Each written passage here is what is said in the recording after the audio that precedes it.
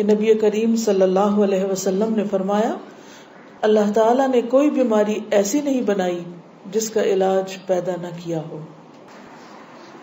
کچھ چیزوں میں یقینی شفا ہے جن میں نمبر 1 شہد ہے، ہنی۔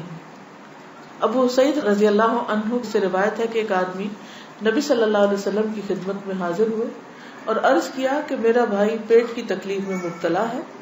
آپ نے فرمایا اسے شہد پلاؤ۔ پھر دوسری مرتبہ وہی صحابی حاضر ہوئے، آپ نے اسے اس مرتبہ بھی شہد پلانے کے لیے کہا۔ وہ تیسری بار آیا اور عرض کیا کہ میں نے عمل کیا ہے لیکن شفا نہیں ہوئی۔ آپ نے فرمایا اللہ تعالیٰ سچا ہے اور تمہارے بھائی کا پیٹ جھوٹا ہے، اسے پھر شہد پلاؤ۔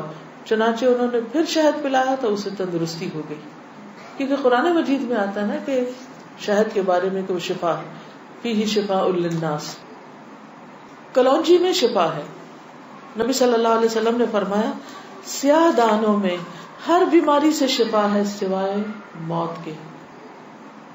عجوہ کھجور، رسول اللہ صلی اللہ علیہ وسلم نے فرمایا عجوہ جنت کے پھلوں میں سے اور اس میں زہر سے شفا۔ یعنی اگر آپ سمجھتے کہ آپ کے جسم میں آپ کو بلڈ پوائزنس ہو گیا ہے یا ویسے آپ کے اندر بہت ٹاکسنز ہو گئے ہیں تو اس صورت میں بھی آپ اس سے فائدہ اٹھا سکتے ہیں۔ نبی صلی اللہ علیہ وسلم نے فرمایا جو شخص روزانہ چند عجوہ کھجوریں کھا لیا کرے اسے اس دن رات تک زہر اور جادو نقصان نہیں پہنچا سکیں گے۔ بعض جگہ 7 کھجوروں کا ذکر ہے اور بعض اس میں چند دانوں کا ذکر ہے، تو اگر افورڈ کر سکے تو 1 دانہ ہی روز کھا لیں، 3 کھا لیں، 5 کھا لیں، 7 کھا لیں۔ لیکن یہ ہے کہ ایسے شخص کو اگر کوئی زہر بھی دے یا اس پہ کوئی جادو کی کوشش کرے تو اثر نہیں ہوگا۔ اسی طرح برنی کھجور کی قسم ہے۔ رسول اللہ صلی اللہ علیہ وسلم نے فرمایا سب سے بہترین کھجور برنی ہے، وہ بیماری کو دور کرتی ہے اور خود اس میں کوئی بیماری نہیں ہے، یعنی شفا کا ذریعہ ہے۔ پھر زمزم۔ ابو جمرہ کہتے ہیں کہ میں ابن عباس رضی اللہ عنہ سے لوگوں کے بے قابو ہجوم کو دور رکھتا تھا۔ ابن عباس ایک اسکالر تھے، مفسر قرآن، تو لوگ ہجوم کر دیتے تھے ان پر، لیکن کچھ عرصہ نہ جا سکا۔ بعد میں جب حاضر ہوا تو ابن عباس نے مجھ سے اتنے دن نہ آنے کی وجہ پوچھی۔ میں نے عرض کیا کہ مجھے بخار ہو گیا تھا۔ ابن عباس کہنے لگے کہ رسول اللہ صلی اللہ علیہ وسلم نے فرمایا بخار جہنم کی گرمی کے اثر سے ہوتا ہے، اس لیے اسے آب زمزم سے ٹھنڈا کیا کرو۔ یعنی بخار کے مریض کو آب زمزم پلائیں بھی، ماتھے پہ پٹیاں بھی کریں، چھڑکاؤ بھی کریں، کسی بھی طریقے سے اس کو ٹھنڈا کریں زمزم کے ساتھ۔ پھر پانی سے علاج۔ نبی صلی اللہ علیہ وسلم نے فرمایا جب کسی کو بخار ہو جائے تو 3 رات سحری کے وقت اس پر ٹھنڈا پانی بہایا جائے، یعنی صبح ارلی مارننگ۔ اب یہ وقت آپ نے خود مقرر کیا ہے، اس لیے اس وقت کی پابندی کرنا مسنون طریقہ ہوگا۔ بعض اوقات لوگ خود سے خود ایسی چیزیں اپنے لیے لازم کر لیتے ہیں، وہ ٹھیک نہیں۔ پھر ہے گائے کا دودھ۔ عبداللہ سے روایت ہے کہ رسول اللہ صلی اللہ علیہ وسلم نے فرمایا اللہ تعالیٰ نے بڑھاپے کے علاوہ ہر بیماری کا علاج نازل کیا ہے۔ گائے کا دودھ لازمی طور پر استعمال کیا کرو کیونکہ یہ ہر قسم کا درخت چرتی ہے، یعنی جو جانور مختلف درخت چرتے ہیں پھر ان کے دودھ کے اندر اس کا اثر آ جاتا ہے، یعنی وہ ایک طرح سے ان کے دودھ میں بہت ساری میڈیسنز خود بخود شامل ہو جاتی ہیں۔ حجامہ کے ذریعے علاج۔ ابن عباس بیان کرتے ہیں نبی صلی اللہ علیہ وسلم نے فرمایا بہترین دن جس میں تمہیں سینگی لگوانی چاہیے وہ چاند کا 17واں، 19واں اور 21واں دن ہے۔ معراج کی رات فرشتوں کے جس گروہ کے پاس سے بھی میں گزرا اس نے یہی کہا اے محمد صلی اللہ علیہ وسلم سینگی لگوانے کا اہتمام ضرور کرنا، یعنی حجامہ ضرور کروانا۔ فرشتوں کی ہر جماعت نے آپ کو یہی مشورہ دیا۔ انس رضی اللہ عنہ کہتے ہیں کہ رسول اللہ صلی اللہ علیہ وسلم نے فرمایا جب تم میں سے کسی کا خون بھڑکنے لگے، یعنی بلڈ پریشر ہو جائے، بی پی ہائی ہو جائے، تو وہ سینگی لگوائے، کیونکہ خون کے جوش مارنے سے آدمی کی موت واقع ہو سکتی ہے۔ یعنی بعض اوقات بی پی کے ہائی ہونے سے انسان مر سکتا ہے۔ پھر کھمبی کے پانی میں شفا ہے۔ کھمبی جو من کی ایک قسم ہے جس کو یہ کہتے ہیں مشروم، اور اس کا پانی آنکھ کی دوا ہے۔ عود ہندی میں شفا ہے۔ ام قیس سے مروی ہے کہ میں اپنے ایک لڑکے کو لے کر حضور صلی اللہ علیہ وسلم کی خدمت میں حاضر ہوئی۔ میں نے اس کی ناک میں بتی ڈالی تھی، اس کا حلق دبایا تھا، چونکہ اس کو گلے کی بیماری ہو گئی تھی. آپ نے فرمایا تم اپنے بچوں کو انگلی سے حلق دبا کر کیوں تکلیف دیتی ہو؟ یہ عود ہندی لو، اس میں 7 بیماریوں کی شفا ہے. ان میں سے ایک ذات الجنب، پسلی کا برم یعنی کہ نمونیا. اگر حلق کی بیماری ہو تو اس کو ناک میں ڈالو، اگر ذات الجنب ہو تو حلق میں ڈالو. یعنی بعض چیزیں ناک کے راستے بھی ٹپکائی جا سکتی، بعض گلے میں ڈالی جا سکتی. جنگلی بکری کے گوشت میں شفا، ہنٹنگ کا جو گوشت ہے نا. انس بن مالک سے روایت ہے کہ رسول اللہ صلی اللہ علیہ وسلم نے فرمایا ارق النساء سے شفا حاصل کرنے کے لیے جنگلی بکری کے ران کے اوپر والے کمر سے متصل حصے کو پگھلایا جائے، پھر اسے 3 حصوں میں تقسیم کیا جائے اور مریض نہار منہ 3 دن یعنی ہر روز ایک حصہ پیے. یعنی اس کو سوپ بنایا جائے، پگھلایا جیسے مراد یہ کہ اس کو بالکل اس کو ملیدہ بنا لیا جائے. کون سے حصے کو؟ ران کے اوپر کے حصے کو. تلبینہ. عائشہ رضی اللہ تعالی عنہا بیمار کے لیے اور میت کے سوگواروں کے لیے تلبینہ پکانے کا حکم دیتی تھی اور فرماتی تھی کہ میں نے رسول اللہ صلی اللہ علیہ وسلم سے سنا ہے کہ تلبینہ مریض کے دل کو سکون پہنچاتا ہے اور غم کو دور کرتا ہے. مہندی. سلمہ ام رافع جو رسول اللہ صلی اللہ علیہ وسلم کی آزاد کردہ باندی ہیں فرماتی ہیں کہ نبی صلی اللہ علیہ وسلم کو زخم ہوتا یا کانٹا چبھتا تو آپ اس جگہ مہندی لگاتے. اور آخری بات یہ کہ پرہیز علاج سے بہتر ہے. ام المنذر بنت قیس انصاریہ کہتی ہیں کہ رسول اللہ صلی اللہ علیہ وسلم میرے پاس آئے، آپ کے ساتھ علی رضی اللہ عنہ بھی تھے جو ابھی ابھی بیماری سے صحت یاب ہوئے تھے. کچھ نیم پختہ کھجوریں جو پک گئی تھی لٹکی ہوئی تھی. رسول اللہ صلی اللہ علیہ وسلم نے ان کو کھانا شروع کر دیا اور علی بھی کھانے کے لیے کھڑے ہوئے، لیکن رسول اللہ صلی اللہ علیہ وسلم نے یہ کہہ کر منع فرمانا شروع کر دیا کہ رک جاؤ کیونکہ ابھی تک بیماری کی کمزوری باقی ہے. سو وہ رک گئے. میں نے جو اور چکندر کا ایک کھانا تیار کیا اور آپ کے پاس لے کر آئی. رسول اللہ صلی اللہ علیہ وسلم نے فرمایا علی یہ کھاؤ، یہ تمہارے لیے زیادہ مفید ہے. یعنی بیمار کو کچھ چیزیں کھانی چاہیے اور کچھ نہیں کھانی چاہیے. تو اس لیے حکم کیا ہے کہ علاج کرتے رہو.